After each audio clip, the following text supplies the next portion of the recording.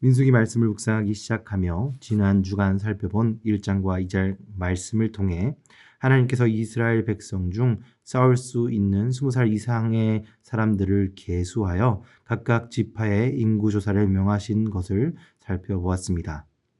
이 인구조사는 하나님의 율법을 받고 부름을 받은 이들이 이제는 하나님께서 인구조사를 통해 하나님의 군대로 체계화시키는 그러한 사역을 위해 이러한 말씀을 주셨음을 살펴보았습니다. 오늘부터 살펴볼 3장 말씀부터는 인구조사 때 제외된 레위인들에게 어떠한 임무가 맡겨져 있는지 자세하게 기술되어 있습니다. 먼저 성전과 성막에 관련된 사역을 위해 맡기신 그 사역을 위해 세우신 사람들과 그 사람들의 이름과 숫자를 계수하기 위해 하나님의 명령이 주어졌음을 오늘 본문 말씀을 통해 살펴보았습니다. 그런데 궁금한 것은 하나님께서는 왜 이들의 행군 가운데 이와 같은 사람들과 규칙을 정하시고 또 이전 2장 말씀에서 상세히 이들의 위치를 성막과 성소 가운데 두고 모든 지파들을 배치하시고 레위인들을 구별된 사람으로 두셨을까요?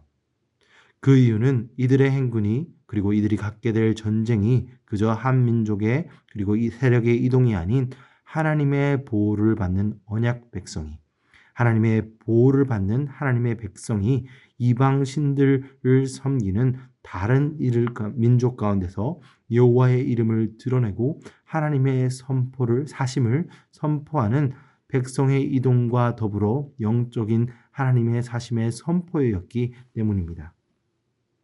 지난주에 살펴본 것처럼 많은 사람들이 이러한 레위인과 관련된 성소와 성막을 섬기는 사람들의 이야기나 규례들을 목사나 전도사 같은 사역자들에게 관련된 이들이라고 생각합니다. 하지만 이 말씀은 절대 우리 성도 일부분이나 사역자들을 향한 말씀만이 아닌 것을 여러분들은 아셔야 합니다. 성전의 회막을 찍으시고 우리 모두를 거룩하게 하신 예수 그리스도의 복음을 믿는 모든 자에게 이제는 하나님의 거룩을 지키는 일이 허락되었고 그리고 그 사명이 부여되었으므로 이 말씀은 우리 모두에게 해당되는 말씀임을 기억하시고 민수기를 묵상하며 은혜 받으시는 성도님들 되시길 주님의 이름으로 소망합니다. 오늘 본문에 처음 나오는 말씀에서 대제사장의 임무를 감당하는 아론과 그의 아들들이 기록되어 있습니다. 그런데 나답과 아비후 그리고 엘르아살과 이다말의 이름이 기록되어 있고 말씀은 이들이 기름 부음을 받고 거룩하게 구별되었다고 말씀하고 있습니다. 그런데 4절 말씀에서 이상한 내용이 등장합니다. 이들 중 두 아들이 다른 불을 여호와께 드렸다라고 말씀하고 있습니다.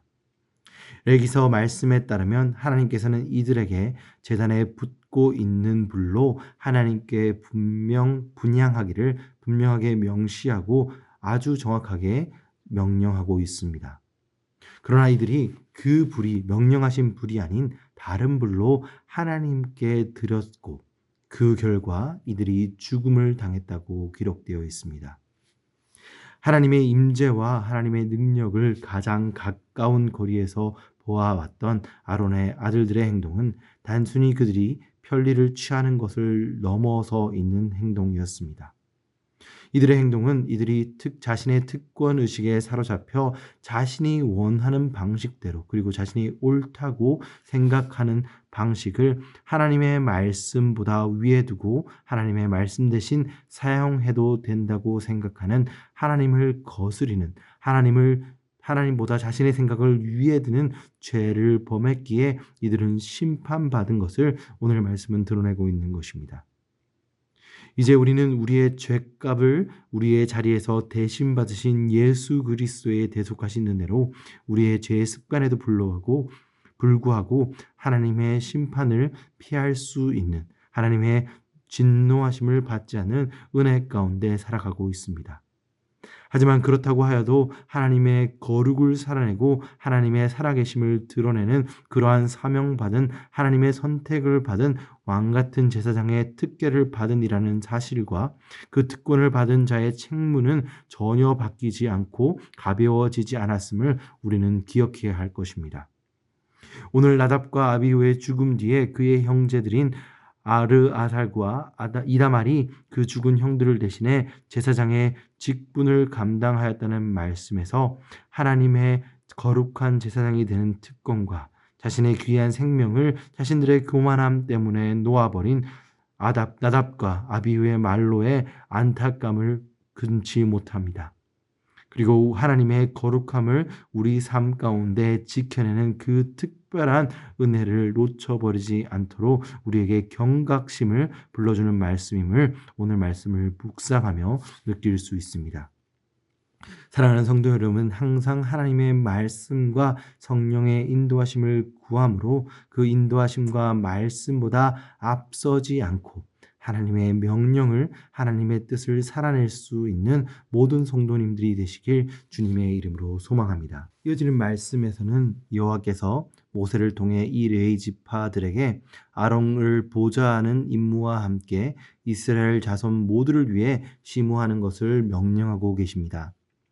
이 말씀은 오늘날 하나님께서 왕같은 제사장으로 삼으신 이들의 임무가 그저 교회 안에서 예배를 드리고 교회 공동체만을 섬기는 일반적으로 사람들이 좁은 의미로 잘못 이해하고 있는 하나님 일이 아닌 하나님을 사랑하고 내 이웃을 내 몸과 같이 사랑하는 그 예수님의 명령 그대로 실천하여 우리 신앙 공동체 안과 밖 모든 곳에서 우리에게 하나님의 거룩하심과 그분의 사역을 행하라는 명령의심을 깨달아야 합니다. 그리고 오늘 본문 마지막 부분에서는 이 레위인들의 구분함이, 특별함이 드러납니다. 오늘 9절과 10절 말씀에서는 제사장의 직무를 행하는 레위인을 아론과 그의 아들들에게 맡기고 그들이 직무를 행하는 곳은 하나님이 선택을 하신 사람 위에는 허락되지 않은 장소임을 우리에게 말씀하고 있습니다. 하나님께서는 이집트에서 이스라엘 민족을 출애굽시킬 때 장자의 죽음 재앙 가운데서 이스라엘의 모든 장자를 양의 피를 통해 명쾌하셨기에 이제는 그를 통해 이스라엘 자손 중에 장자 대신 선택한 레위 족속이 하나님의 선택을 받은 구별되어 거룩한 존재임을 말씀하고 있습니다. 그런데 우리는 이러한 특권을 가진 존재가 되었습니다. 조금 전 말씀드렸던 하나님의 복음을 통해 이제는 그 구별된 이들의 특권이 율법의 눈으로 바라볼 때 이방인일 수밖에 없는, 죄인일 수밖에 없는 우리에게 확장되었다는 것을 우리는 알고 있습니다. 이것은 하나님의 은혜이며 또한 우리는 그 귀한 책무를 이제는 하나님께서 지정하신 성소를 섬기는 그 자리 외에서도 우리의 삶 가운데서도 하나님의 거룩하심을 드러내는 책무가 확장되었음을 우리는 기억해야 합니다. 하나님의 은혜를 받은 자로서 하나님께서 우리에게 소명 주신 그 장소에서 우리의 일상 가운데서 하나님의 거룩을 드러내고 또 하나님께 우리가 먼저 받은 은혜를 세상 가운데 드러내는 그 책무가 우리에게 있는 것입니다. 이 말은 우리의 삶을 통해 우리의 살아가는 방식을 통해 그 하나님의 선하심이 세상의 이방 사람들에게 믿지 않는 자들에게 드러나고 또 하나님의 복음이 우리의 삶을 통해 그들에게 전달되어야 됨을 우리에게 말씀하고 있는 것입니다. 오늘 우리의 삶 가운데 우리는 얼마나 하나님의 선하심과 예수 그리스도의 복음을 우리 이웃들에게 그리고 우리의 삶을 살아가는 터전 가운데 드러내고 있습니까? 오늘 말씀을 묵상하며 우리가 교회 안에서만 하나님의 선하심과 복음을 드러내는 썬데이 크리스천으로서 살아가는 것이 아닌 우리의 삶 전체 가운데 구별되어 거룩을 행하는 하나님의 왕같은 제사장의 임무를 잘 감당할 수 있기를 주님의 이름으로 축원드립니다.